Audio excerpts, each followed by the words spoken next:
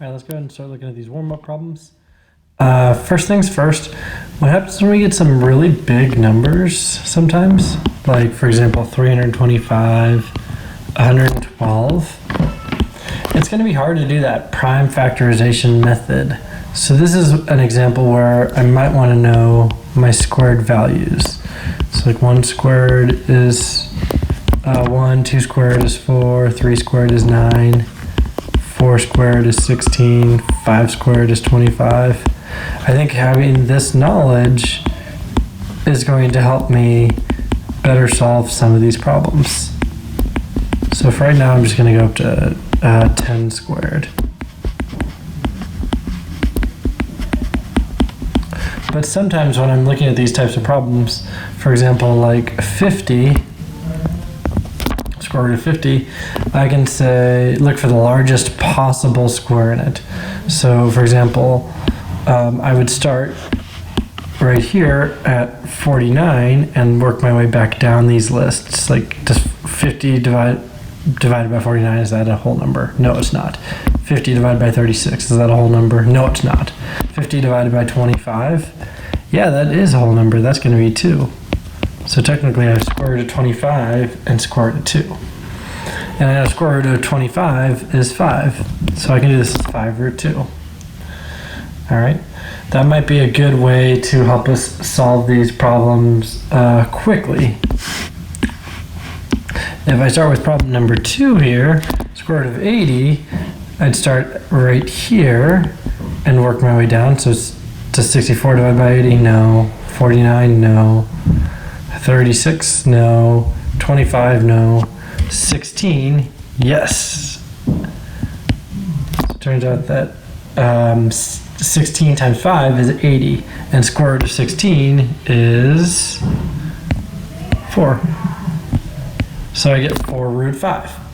So that could help me do this a little faster. I could still use the other method of prime factorization, but with something like square root of 80, I'd come out and say 240, 220, 210, 2 and 5. And then I have to put away all of these 2's. So I can say, okay, there's a pair of 2's that's going to come out. There's another pair of 2's that's going to come out of the radical. So the prime factorization could take a little bit longer there. That's personally why I prefer this method over the prime factorization method, just starting with my squared numbers and then deciding what's going to work. Okay. When I do 325, I might need to go a little bit higher on my numbers, but I think for right now, when I see a 325, the first thing I think of is I know I can pull a 25 out of there. I know I can pull a 25 out. Of course, is how many 25s can I pull out? So if I did 325 divided by 25 in my calculator, I should get 13. And the nice thing about that is 13 is a prime number. So square root of 25 is 5, so I should end up with 5 root 13 here. Okay, but that's a really big number, so for that 325, it might be easier if I just kept going with my list. On this one, I got lucky because of the 325. I knew there was going to be a 25 in it, and that was where I did my jumping off point. Because I can always break down the 13 more if I needed to. 13 is a prime number, so I can't really break that one down. All right, problem number 4, square root of 85, I'd start over here above 81, and 81 is not going to work, 64 is not going to work, 49 is not going to work, 36 isn't going to work, 25, no, that's not going to work, 16, no, 9, no, 4, no. So it turns out this one right here cannot be simplified. And we did this one last time as well, where we divided by 5 and the other radical was 17. So you might remember that when we did the prime factorization method last time too. All right, but yeah, that one unfortunately is not going to work. All right, problem number 5, square root of 99. 81 does not go into it, 64, no, 49, no, 36, no, 25, no, 16, no, 9. 99 divided by 9, that is 11. And 11 is a prime number, that's perfect. Square root of 9 is 3. So we end up with 3 square root of 11. So again, two numbers that multiply to get the 99, and one of them is a perfect square. That's what we're looking for here. All right, square root of 112. Next one up. So when I do square root of 112, let's see, work my way down from 100. Nope. 81, no. 64, no. 49, no. 36, no. 25, no. 16. I think 16 goes into it. I try that in my calculator, and it works. It gets 7. 16 times 7. And 7 is a prime number, which is perfect. The square root of 16 is 4, so I end up with something like 4 square root 7. Okay. So that's how I would break these problems down. All right, and then the last few are the radical problems where I have to square root each part individually. So 7 is square root of 16 divided by square root of 9. Well, square root of 16 is 4. Square root of 9 is 3. So that takes care of that problem pretty easily for us. Number 8 breaks down to square root of 8 divided by square root of 2. So I have to get rid of that square root of 2. So let's go ahead and get rid of that first. Multiply both the numerator and denominator by that radical. Square root of 8 times square root of 2. I can write that together. And then the denominator square root of 2 times square root of 2. Square root of 8 times square root of 2 is 16. Square root of 2 times square root of 2 is 4. So square root of 16 is 4. Square root of 4 is 2. So this simplifies all the way to 2, which is kind of nice. And if I put that in my calculator, square root of 8 divided by square root of 2, I would actually get 2 as well. So that works out nicely for us. Another way you could think about this algebraically is think about square root of 8 is the same as square root of 4 times square root of 2. And this is almost like what we did in mod 4. Hey, I have a square root of 2 in my numerator and denominator. So technically I'm left with just a square root of 4. And square root of 4 is 2. So I can show 2 different ways that this definitely works out. 2 different methods there. But I mean, we just kind of got lucky that was a whole number. The method that's always going to work every time is this one right here. Being able to multiply numerator and denominator by the radical and then simplify as needed. All right, last problem here, number 9. I'm going to rewrite it as square root of 20 divided by square root of 9. Square root of 9 is just 3. Square root of 20, if I start on my list over here, I can't divide by 16, can't divide by 9, but I can divide by 4. Square root of 4 times square root of 5. Square root of 4 is 2. So I get 2 root 5 divided by 3. All right, that's what problem 9 looks like. 2 root 5 divided by 3. So just break it down by part. So the denominator went pretty quickly. The numerator, we had to kind of break it down a little bit. All right, any questions on those radicals on the warm-up or on any of the assignments? Special right triangles are triangles that have either a 30-degree angle, a 45-degree angle, or a 60-degree angle in them. All right, so it's a right triangle, so it means it's going to definitely have a 90-degree angle. That's always true of any right triangle. But with these special right triangles, we can find exact values for any one of them, which is really nice. It's convenient for us. So we don't have to use our calculators. All right, so whenever I say the word exact, all right, it means no decimals.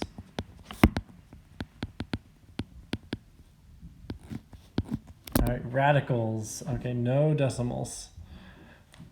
That's what exact means.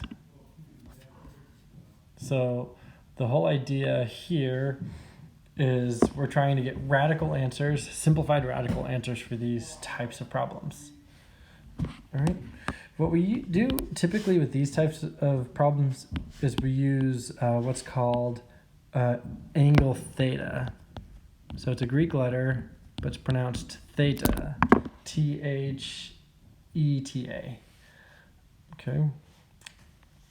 And if I were to ask you to set up a trig ratio, like let's say sine of 30 degrees, you would go ahead and say, okay, well that's sine is opposite over hypotenuse. The opposite side's 1, the hypotenuse is 2. So that means sine of theta would be 1/2 here. If I asked you to set up cosine of 30 degrees, cosine of 30 is going to be square root of 3 over 2. And then if I asked you to set up tangent of 30 degrees, that would be 1 opposite over adjacent square root of 3. But the problem is I have square root of 3 in the denominator, so I would have to simplify that one a little bit. Multiply both the numerator and denominator by square root of 3. And I end up getting square root of 3 over square root of 9, which is just 3. So tangent of theta is root 3 over 3. That's how I would set up my trig ratios.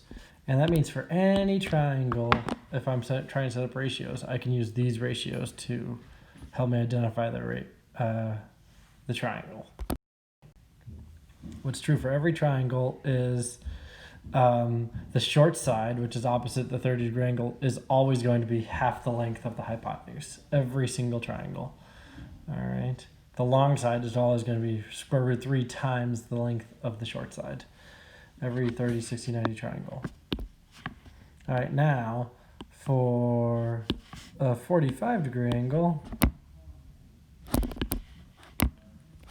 as we notice, both angles here are going to be 45, and this is an isosceles triangle, which means it has 2 identical side lengths. And if I were to set this one up, like sine of 45 degrees, I would get opposite, it doesn't matter which one I do, opposite over hypotenuse, which is 1 over square root 2. So I have to multiply both numerator and denominator by square root 2, and I'm going to get root 2 over 2.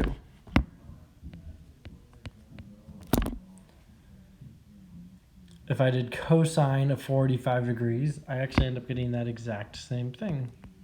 Square root 2 over square root 2.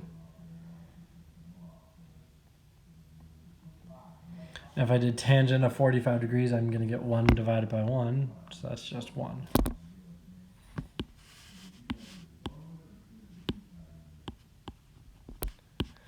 And then finally, 60 degrees, if I did sine of 60 degrees, that's going to be opposite root 3 over hypotenuse is 2.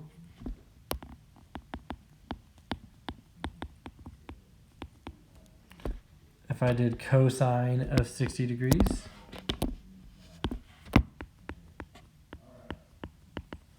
I end up getting 1 over 2, so it's 1/2. And if I did tangent of 60 degrees, I get root 3 over 1, which is just square root of 3. All right, so we might notice that sine and cosine of 30 and 60 degrees are just swapped. And then tangent looks a little bit different, but sine and cosine are just swapped. And that should make sense because we're just going from a different angle in the same triangle. So we should get those same ratios. All right. Let's look at our first example here. It says, find the exact values of x for the right triangle drawn. So I have a 30-degree angle, and I know the hypotenuse is 8. So for starters, because of the ratios set up, I should be able to say, okay, well, let's go ahead and write a cosine function because this is the adjacent side. Cosine of 30 degrees equals x divided by 8. And then I have to ask myself, well, what is cosine of 30 degrees? Cosine of 30 degrees is root 3 over 2. So I can actually substitute that in and say square root 3 over 2 equals x over 8. And I'm setting up a rational equation just like we did in mod 4. And now I can go ahead and cross multiply. All right, and I'm going to get 8 times square root of 3 equals 2 times x. And then I divide both sides by 2, and I'm going to get x equals 4 times square root of 3. All right. Which comes out to approximately 6.93. But this is not exact.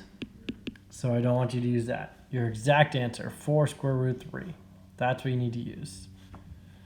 Okay? That's what you need to do for these types of problems. So again, the first thing I did was I set up the trig ratio, and then I did a substitution here from my table above. So I want you guys to go ahead and give that a try now. 3 problems here. Solving for x and y. Go ahead and set up a trig ratio and then use substitution to solve for the missing variable. Take a few minutes to work on those 3 now. Okay. With them, so the first one, 60 degrees. You're not screen sharing. I'm not screen sharing. Oh yeah, sorry about that. I'm not screen sharing because we got kicked off the Zoom call. I forgot about that. Okay, so now hopefully we are back on screen share. There it is. Okay, so this first problem, we'd set up 60 degrees and we have the 8. So I would say tangent of 60 degrees equals x over 8.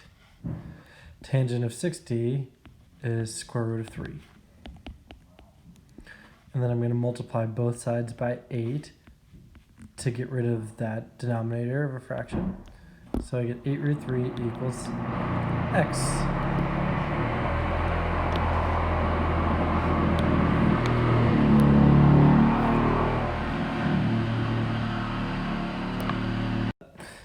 So then for the next one,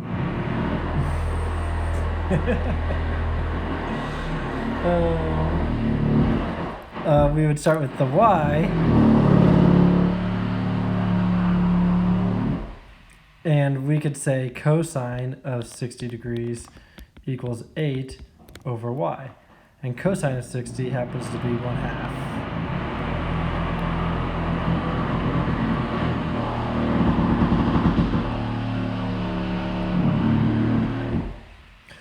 I multiply both sides by y, and I get 1/2, y times 1/2 equals 8.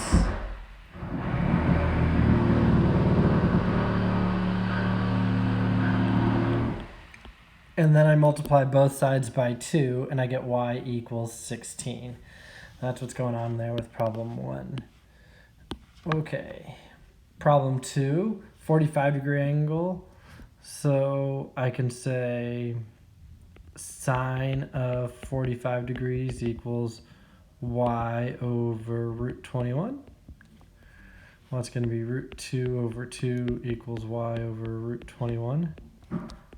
And I multiply both sides by square root of 21. And then I end up getting something like square root of 42 equals over 2 equals y. And then I need to see, can I simplify square root of 42? Well, it turns out it breaks down to 2, 3, and 7, so I can't really simplify that. So that's actually as simple as that's going to get for y. And then for this one, x is going to be the exact same thing, because x and y, remember, it's an isosceles triangle, so I don't need to do any calculations for x if I already did it once. And I know it's an isosceles triangle. So I can find those x and y values pretty quickly. All right, last one, problem 3 here. 30 degrees, I can start with, I need to do a tangent of 30. Tangent of 30 degrees equals x over 12. That's opposite over adjacent. And then tangent of 30 was root 3 over 3.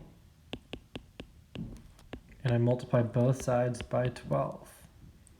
So I get 12 root 3 over 3 equals x. 12 divided by 3 is just going to be 4, so I end up getting like a 4 root 3 equals x. That's my exact length. And then for y, looks like I'm going to have to set up cosine. Cosine of 30 degrees equals 12 over y. And for that one, I end up getting root 3 over 3 equals 12 over y. And I can multiply both sides by y. And then I have to multiply both sides by the reciprocal of root 3 over 3. And I get y equals 12 times 3 is 36 over square root 3.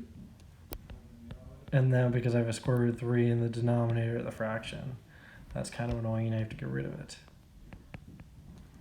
And I get y equals 36 times square root 3 over 3. And 36 divided by 3 is 12. So I get 12 square root 3 for y there. So there's a lot of work that goes into that very last one there. Part number 3, part y, or with the y. Okay. So again, when I'm doing this part here, when I have something like tangent of 30, that root 3 over 3 is a substitution from the table that we created up above. Saying, hey, tangent of 30, what is tangent of 30 degrees? That's root 3 over 3. And that's where the substitution's coming into play. So if you're wondering where those tangents are coming from, where those cosines are coming from, where those sines are coming from, that's where. We just got to make sure we're using this table up here to find those values. Okay? That covers those 3 problems. Okay, second thing I want to look at today, specifically, last thing today, solving a triangle. So we're going to have a quiz tomorrow, and our quiz tomorrow is just, part of it is going to be solving triangles like this. And we should be able to do this with our trig functions that we talked about earlier this week. Okay, and we'll be able to use notes and things like that. So if you're struggling with these special right triangles, this table that I gave you today, you can use on your quiz tomorrow. That's perfectly fine. All right, to find exact values. But when we're solving a triangle, we want to be able to set up a trig ratio to find all the sides, and we're also going to want to find all of the angles of the triangle. So for example, for this triangle, let's start with the easy ones. I know angle A is given 28 degrees. Angle C is given 90 degrees. And side B is given 15. That's the given information. Now, if I was looking for angle B, I can do 90 minus 28, and I'm going to end up getting 62. So 62 degrees. Remember, all triangles have to add up to 180. So 28 plus 62 plus 90 equals 180. Perfect. So that helps me find the third angle pretty quickly. Now to find the missing sides, I'm going to need to set up some trig ratios. So if I want to find side A, for example, I can say opposite is A and adjacent is 15. So tangent of 28 degrees equals opposite, that's going to be A over adjacent 15. And because this is not a special right triangle, it's a tangent of 28, I need to plug this one into my calculator. Okay.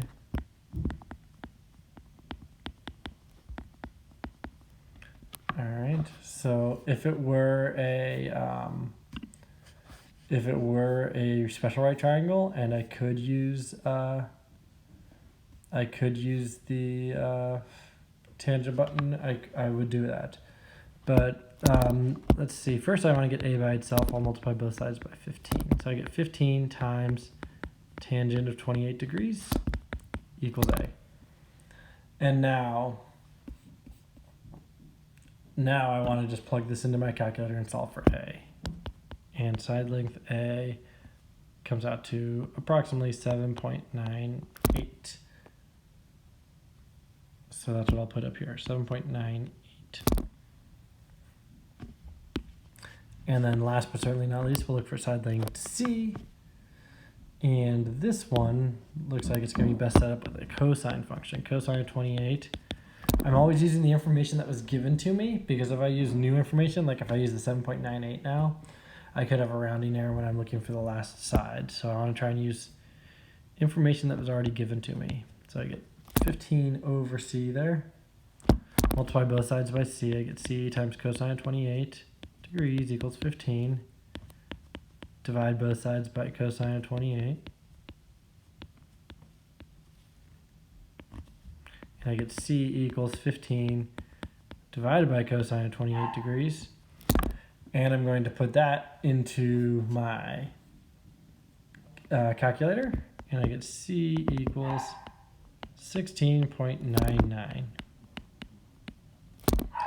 All right. So now I've got my triangle solved. I found all of the sides and all of the angles. Okay. What I'm going to ask you guys to do, there's going to be at least one problem on the quiz tomorrow that does this specifically. I'm going to ask you to solve a triangle, but the first thing you need to do is you need to be able to sketch the triangle. So your sketch might look different than mine. That's perfectly fine. What I want you guys to do now for problem 4, first go ahead and sketch a triangle. And one thing it says here that's really important, measure of angle C equals 90 degrees. So I give you that angle, and then I give you another angle, oops, right here, which is like B equals 45 degrees. So for both problems 4 and 5, you don't need to do any solving yet. Just go ahead and sketch the triangle for both of those two problems, 4 and 5. While we were all gone, let's take a look at them. Solving for the first one, we can find out that angle A is going to be 45. It's a 45, 45, 90 triangle. So that should make that first part pretty easy. Now, setting up the ratios here, I can say, if I'm doing sine of angle B or something like that, I would get B over 5, and sine of 45 was root 2 over 2 from that table we had above. So I'm going to multiply both sides by 5, and I get 5 square root 2 over 2 equals B. And then because it's a 45, 45, 90 triangle, angle A should be the exact same, so I only need to find one of them, which is kind of nice. And our side A should be the same, and side C was already given to us. So that covers problem 4 there, how we'd end up with those types of problems. All right, we try and simplify 5 root 2 over 2, but it's not going to simplify at all, so that's kind of what we end up with for this particular problem. For the second problem here, I have measure of angle A is 71 degrees. Measure of angle C we already know is 90 degrees. And we're also given side C is 20.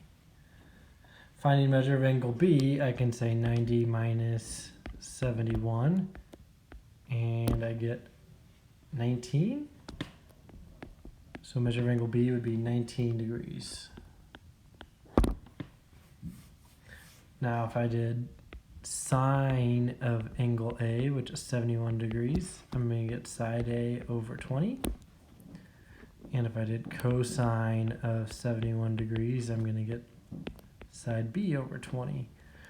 So I've got my ratios set up. And thankfully for one of them, it's just going to be as simple as multiplying both sides by 20. 20 times sine of 71 degrees equals A. For the other one, multiplying both sides by 20. 20 times cosine of 71 degrees equals B. Plug those two things into my calculator. And I end up getting side A is 18.9, side B is 6.5, something like that. Okay? That's how I would solve for problems 4 and 5 here. Okay, so for tomorrow, quiz You will be expected to know special right triangles, just and simplifying radicals, things like that. That's what we've been working on this week. The other things we've been working on this week, trig functions. So we did a little bit of that practice with the solving here at the end. So that's what you should be anticipating for the quiz tomorrow. Make sure you get this assignment done. This is really good practice. And there are 2 solving problems at the end, one with exact values and one with approximate values. All right, so give those a try. We got 15 minutes left. If you guys want to ask me any questions, feel free to. Otherwise, have a great day, and we'll see you.